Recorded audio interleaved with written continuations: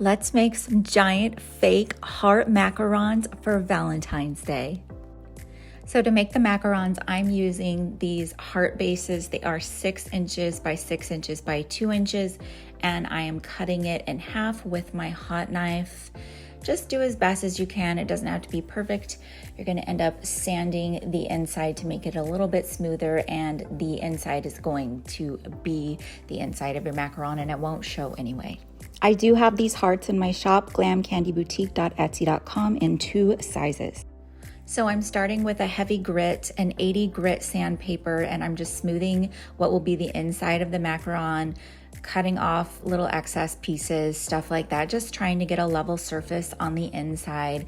And then I'm going to take a softer sandpaper, a 220 grit, and just kind of around the edge of the heart, make it a little bit rounder.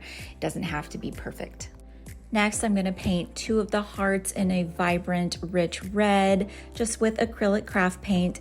And then I'm going to paint the other ones in a hot pink, which is my favorite. It's Rosemary by Craftsmart. Next, I'm just taking some gloss Mod Podge, and I am just going to put that over the dried paint on the sides and the tops of the hearts. And I'm just using a hot pink glitter from Michaels to cover the Mod Podge while it's still wet. And I'm repeating the process with the red ones, just covering those with Mod Podge. And while that's still wet, I'm going to glitter it with one of my favorite glitters. It's called Red Velvet, and it is a chunky mix from Hobby Lobby.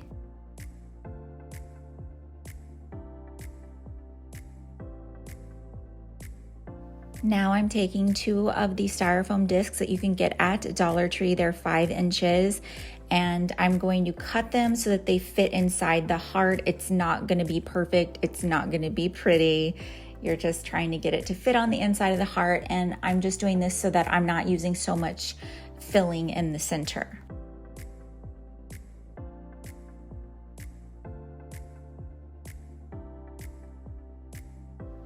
Now I'm just taking some hot glue, and then I'm going to start gluing down the little styrofoam that I've cut.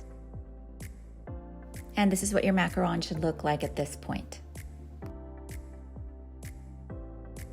So now I'm just going to take some lightweight spackle, and I have a star tip, and I'm just filling in some of the area where the disc didn't quite come to the edge. So you just fill it in thicker as needed, and then I decided to just do a wave pattern on this one. So just fill in as needed, like I'm doing right here, and then go over it with the wave pattern.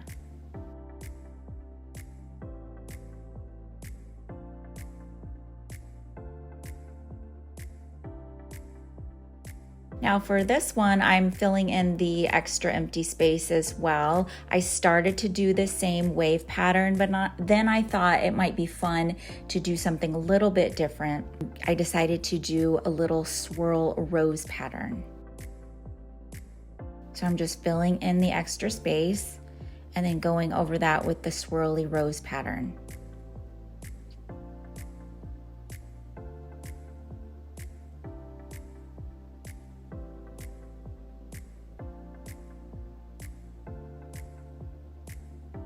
And you just continue that all the way around your macaron.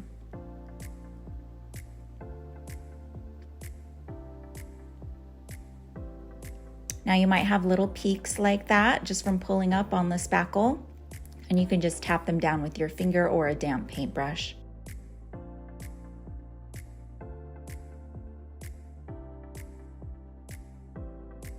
For this one, I decided to put glitter on my frosting in the center. I didn't do it on the red, but I thought I should do it on this one. This is just a fine glitter. It's called Glitz, and it is by Michaels. And I just want to take a second to admire them. You know, I like to admire my glitter and ooh and ah over it. It's one of the best parts of crafting. I just love glitter so much. Anything sparkly is just my thing, as I'm sure it's yours too.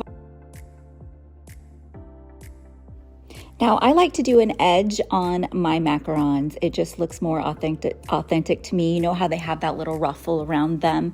And so I'm going to use my glitter rope here. You can get this rope at my shop, glamcandyboutique.etsy.com. I use it on all of my macarons. It comes in a variety of colors, so you can make any colors that you want for Easter or Christmas or Valentine's Day, whatever you can imagine. And so all you do is measure the rope around your heart and then cut it to fit. Just make sure that that spackle is completely dry before you add the rope. And I'm just repeating that process with the red rope. The rope is very easy to bend and manipulate, so you can make it form to any shape that you need. So now I just took my hot glue and I just started gluing down the rope, and it blends together really well. Even if you come up short and have to add another little piece, you really can't tell.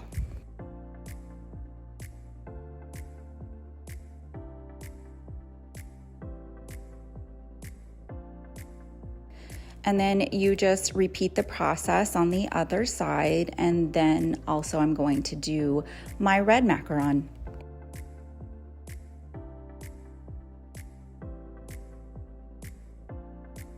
And this is what that looks like. So here are the completed giant Valentine's macarons. I hope you enjoyed this tutorial. Let me know what you think in the comments. Don't forget to like this video and share it with your friends, and be sure to follow for more.